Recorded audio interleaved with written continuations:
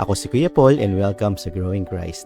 Praise God dahil nandito ka sa video na ito dahil meron kang desire na mas lalong lumalim ang iyong pananampalataya at pagmamahal sa ating Panginoon. So ang pag-aaralan natin ngayon is about SOAP method. So ito yung isa sa mga ginagamit ng mga bagong believer at kahit na yung mga matatagal ng Kristiyano, ginagamit nila itong method na to. S stands for scripture, O for observation, A for application, and P is for prayer. So ngayon start tayo with letter S, which is the scripture. So paano nga ba tayo pipili ng scripture na ating i-meditate or pag-aaralan? So mas maganda na mag-start tayo by choosing a Bible book sa New Testament. I do suggest pwede kang magsimula sa Book of John or sa Book of Philippians. So bakit hindi o sinasuggest na mag-cherry pick tayo ng mga Bible verses? Halimbawa, basta makakita ka lang ng mga Bible verse, bukas ka ng Bible, ay ito ang i-devotion ko. Ang problema doon, pwede mong ma-misinterpret yung sinasabi ng Bible. Ito, halimbawa, sa Jeremiah chapter 29 verse 11. Ito, very common to. For I know the plans I have for you, declares the Lord, plans to prosper you and not to harm you. So kapag binasa mo siya ng literal, ang ibig sabihin nito, ang Diyos daw ay may plano para i-prosper tayo. O kung pag narinig kasi natin yung prosper, payamanin. Okay? So ang context kasi nito is promise ito ng Panginoon sa Israel nung sila ay nasa captivity pa. So ang promise sa kanila na ibabalik sila sa dati at makaka-recover sila kung sila ay magtatapat sa ating Panginoon. So hindi ito individual prosperity sa bawat isa sa atin. So ngayon balik tayo. So ngayon nakapili ka na ng Bible book. Let's say example natin is Philippians. So ang gagawin natin, basahin muna natin yung chapter. So magsisimula tayo sa chapter 1, basahin natin siya ng paulit-ulit hanggang sa maintindihan natin yung context ng chapter na yon. Kung sino ba yung nagsasalita, sino yung mga kausap, ano ang nangyayari, ano ang sitwasyon, at ano yung emosyon na nararamdaman nung nagsusulat. So ngayon, tapos na tayo sa letter S, sa scripture. Punta naman tayo dito sa letter O. Dito ay yung observation.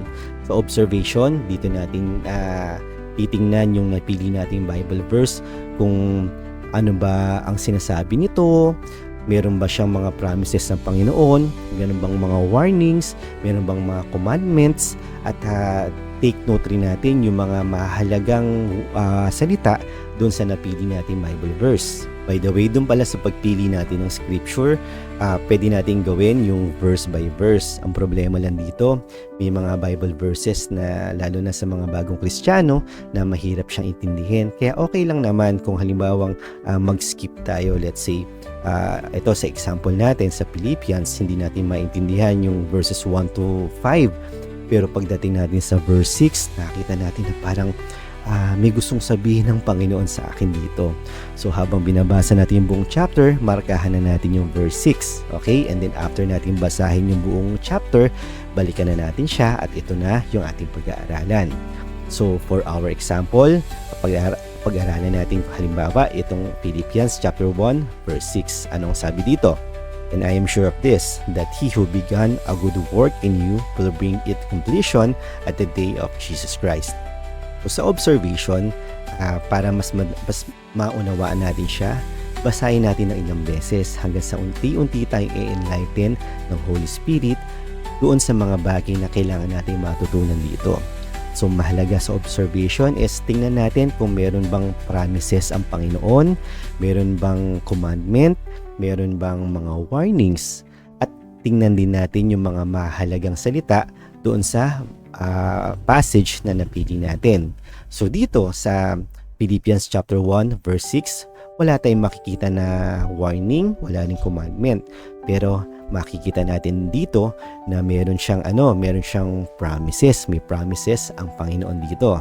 At isa sa pinakamahalaga dito sa observation, tingnan natin kung ano ang characteristics ng Panginoon na makikita natin dun sa passage na pinag-aaralan natin. Let's say dito sa Philippians chapter 1 verse 6, makikita natin dito na ang Diyos ay faithful, Faithful si Lord sa mga anak niya na patuloy na nagmamahal sa kanya. Pangalawa, God is trustworthy. Kapag may malinaw na promise sa atin si Lord, umasa ka na kahit anong mga challenges ang pagdaanan natin, buto pa rin niya ito. Then pangatlo, God is purposeful. Lahat ng ginagawa ng ating Panginoon may purpose at may kabuluhan. Based sa ating observation dito sa Philippians chapter 1 verse 6, since hindi siya warning, hindi siya command, ito ay isang promise ng Panginoon. So ano yung matututunan natin dito sa promise ng Panginoon? Na ang sabi dito, that He who began a good work in you will bring it to completion at the day of Jesus Christ. So ibig sabihin, kapag mayroong pinapagawa sa atin ng Panginoon, regardless kung anumang mga challenges ang dumating sa buhay natin, at mahirapan tayo, basta yung faith natin sa Panginoon ay hindi mawawala at patuloy tayong kumakapit sa Kanya, ang Diyos tatapusin yan. Magiging makaka-recover ka sa anumang problema na yan at mararating mo yung kalooban ng Panginoon at His perfect timing. Hindi sa timeline natin, kundi sa timeline ni Jesus Christ. Pero alam nyo, kung gusto mong mas lalong maintindihan itong verse na to o yung iba pang mga pag-aaralan natin, mas maganda na mag-conduct tayo ng Bible study. Pero anyway, that's a different method. Pero dito, devotion lang to, kaya medyo mababaw lang ng konti. Pero mahalaga na nakikita natin yung surface ng yung kabutihan ng Panginoon at yung mensahe niya sa buhay natin personally doon sa scripture na pinag-aaralan natin. So pagkatapos natin sa scripture, nakapili na tayo ng Bible verse, nakapag-observe na tayo, punta na naman tayo dito sa application. Ang napakahalagang step. So dito sa application, since nakita natin na merong promise ang Panginoon dito sa ating pinag-aralan at nakita rin natin yung kung sino ang Panginoon, yung characteristics niya, magme-meditate naman tayo. Tingnan natin kung paano tayo makaka-relate dito sa ating minimeditate na Bible verse. So let's say may pinapagawa ang Panginoon sa atin na halimbawa lang nasa ministry ka, tapos habang nagsuserve ka, napakaraming mga challenges to the point na parang gusto mo na mag-give up. Pero ang sabi ng Panginoon na He who began a good work in you, since nilagay ka dyan ng Panginoon dyan sa ministry na yan, ang Diyos ang mag-i-equip sa'yo with skills, with anything na kailangan mo para mapagtagumpayan mo yung mga challenges dyan sa ministry na yan at magamit ka for His glory. Magagawa mo ng maayos yung ministry na yan at huwag kang mag-quit. So example lang naman yan sa ministry at napakarami pang ibang mga application dito sa promises ng Panginoon. Halimbawa lang naman, kung yung napili mong verse ay may commandment, so iisipin mo naman, meron bang pinapagawa ang Panginoon sa'yo na minsan parang hindi tayo, pag ginawa natin yon, hindi tayo magiging komportable, pero ang sabi ng Panginoon, gawin mo yung bagay na yon.